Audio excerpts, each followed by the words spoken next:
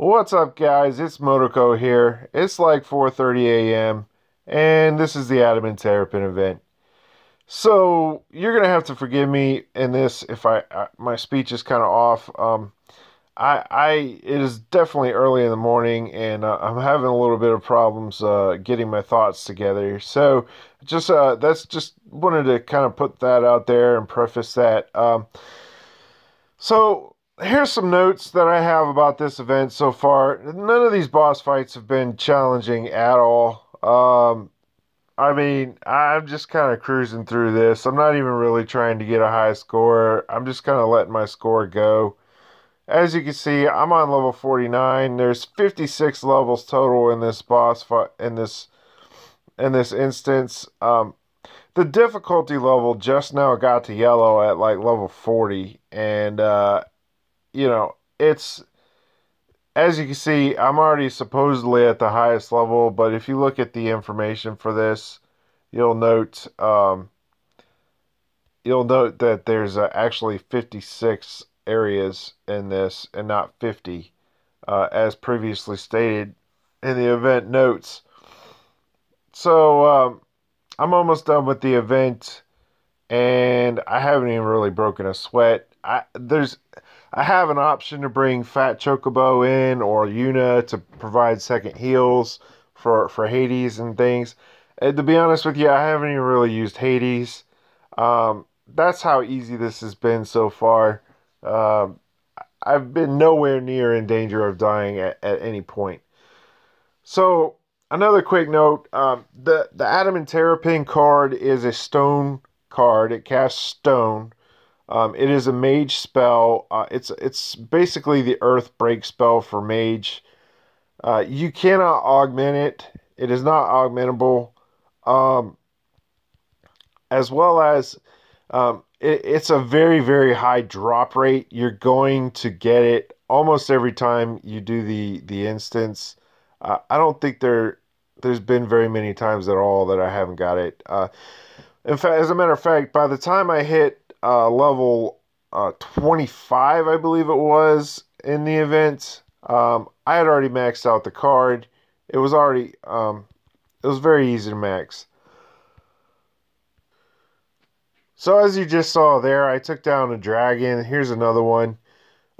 This could possibly turn into a farming opportunity for people who need mats. I don't know if these mobs actually drop the mats that you need. Um, I do know they drop their cards though, which also could be useful. So that's something to kind of keep in mind for afterwards. When you've already cleared the content and basically you're just trying to farm and things to maybe get a high score. You come back to some of these levels that have these farmable mobs, and you try and get mats and stuff off of them. Again, I'm not 100% sure if that's going to work. I have yet to get any mats off of those guys, so there's a very good chance that they might not even drop them. Uh, but that is something to of note, just in case you decide you want to try and try your luck and see if they drop. I mean, you're going to have to come back and try and get a high score anyways, because this is definitely going to be a score event. It is not hard whatsoever. You could easily clear this entire tower with an onion job and not have any problems, especially if you know what you're doing. It's just not challenging whatsoever. And as you can see, I'm busting out a pretty high score here. That's 337,000. That's my current high score at the moment. And I completed 50 levels. So my rank right now is like 324. I extremely doubt that it's going to stay that way. Um, because this is too easy. I mean, it really just is. So anyways, let's try and see if there's anything after level 50. This is the end of the storyline right here, supposedly. Um, I don't know. We'll see. So this guy, Void right here, he's this mysterious guy who's trying to challenge you to go up the tower and become the best you possibly can be for Palamecia. And I'm not going to give any spoilers here, so I'm going to pause real fast. Okay, so I reached the highest level. There's this little tip thing here talking about top level reach. Congratulations, you've reached the top level. The location ahead of the Phasmatic Hole is an endless area with no rules, no rental cards, and no continues. How far can you go? So apparently, once you reach the top of this tower, as if that's not enough, you have a challenge area similar to the trials to try and see how far you can get. I think this is how you're going to be able to pump up your score. I'm going to go ahead and do this level real fast and see if it actually counts towards the number of kills.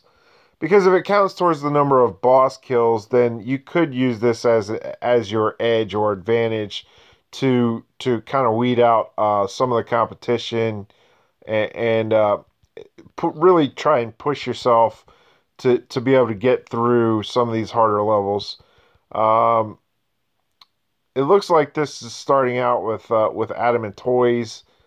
Pretty simple fight, not too hard so far. So I'm going to get back into it here in just a minute and try and show you guys some of the harder stuff.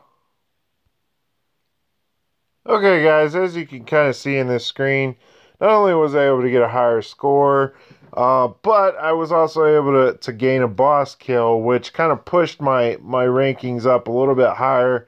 I went from 340 to 304 just by doing that. So it does count towards your boss kill tally, and it also counts towards your score tally. So this extra area could be very useful to kind of separate you from the pack a little bit.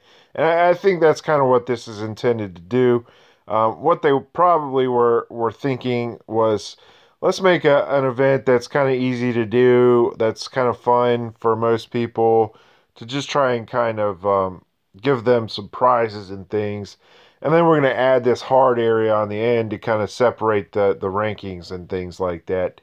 So this is probably where things are going to get more difficult and you're really going to be able to separate yourself from the pack. I'm going to keep going in this event. We'll see how high and how far we can go.